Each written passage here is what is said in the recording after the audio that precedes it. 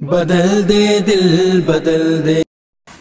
بسم اللہ الرحمن الرحیم۔ جی عزیز طلبہ، تو آج ہم نے کس سورت کے بارے میں بات کی؟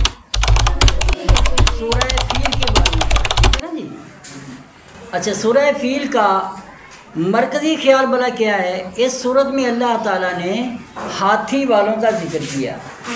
آپ کو یاد ہے ابرہہ نامی ایک بادشاہ تھا جس نے خانہ کعبہ پہ نعوذ باللہ چڑھائی کی اور وہ قبضہ کرنا چاہتا تھا، اور وہ اس نے اپنی سلطنت میں ایک عبادت گاہ تعمیر کی تھی۔ وہ چاہتا تھا کہ لوگ خانہ کعبہ میں نہ جائیں بلکہ وہاں جا کر وہ عبادت کریں، ٹھیک ہے نا جی؟ وہ چاہ رہا میں خانہ کعبہ کو ختم کر دوں گا، یہ عبادت گاہ ویسے ہی میں ختم کر دوں گا، لیکن اللہ تعالیٰ نے اس کے لشکر کو نیست و نابود کر دیا۔ کس ذریعے سے کیا؟ چھوٹے چھوٹے پرندے بھیجے جو ان کے اوپر کنکریاں پھینکتے تھے، اور ان کنکریوں سے وہ جو ہاتھیوں کو لے کر آیا تھا، اصحاب الفیل، ہاتھیوں والا نا، جس سال وہ آیا اس سال کا نام بھی کیا ہے؟ عام الفیل۔ اور ایک اور بات میں آپ کو بتاتا جاؤں کہ نبی پاک علیہ الصلوۃ والسلام کی پیدائش بھی اسی عام الفیل میں ہوئی، ٹھیک ہے نا جی؟ جس سال یہ واقعہ پیش آیا اسی سال میں نبی پاک علیہ السلام کی ولادت با سعادت بھی ہوئی تھی۔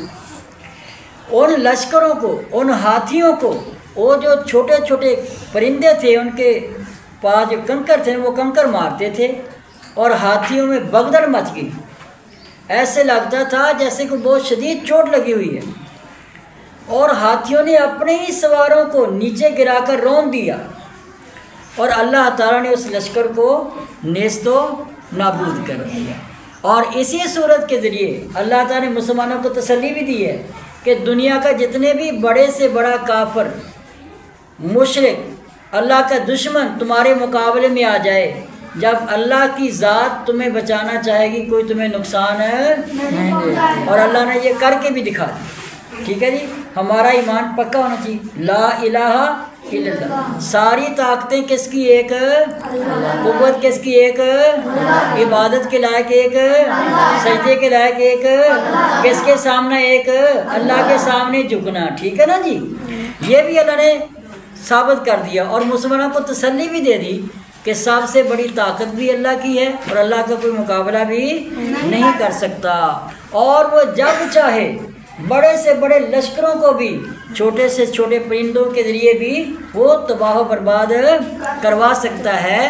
اور ہمیں اس اللہ کی ذات پر، طاقت پر ہمیشہ اعتماد اور یقین ہونا چاہیے۔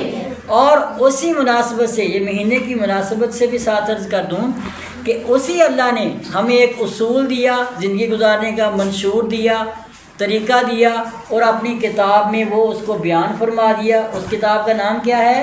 قرآن پاک۔ اور عملی طور پر اس قرآن پاک کی تعلیمات ہم کہاں سے حاصل کریں گے؟ عملی طور پر، نمونے کے طور پر ہمیں کون عطا فرمائے؟ حضرت محمد مصطفیٰ صلی اللہ تعالیٰ علیہ وآلہ وسلم۔ تو آپ جتنا ہم نبی پاک علیہ الصلوۃ والسلام کے طریقوں پہ عمل کرتے چلے جائیں گے، اتنا ہمارا عمل اللہ کے ہاں پسندیدہ ہوتا چلا جائے گا۔ تو کوشش کریں گے نا انشاءاللہ، اس مہینے کے اندر بھی ہم نے نیت کرنی ہے کہ یا اللہ، یہ مہینے میں آپ نے، اسی مہینے میں ہمیں وہ عظیم نعمت محمد مصطفیٰ صلی اللہ علیہ وسلم اپنے آخری پیغمبر عطا فرمائے۔ یہ مہینہ انہی کی مناسبت سے بھی ہے، تو ہم نیت کرتے ہیں کہ اپنی باقی زندگی ان کی تعلیمات کی روشنی میں گزاریں گے انشاءاللہ، ٹھیک ہے نا جی؟ ٹھیک ہے انشاءاللہ۔ بدل دے دل بدل دے۔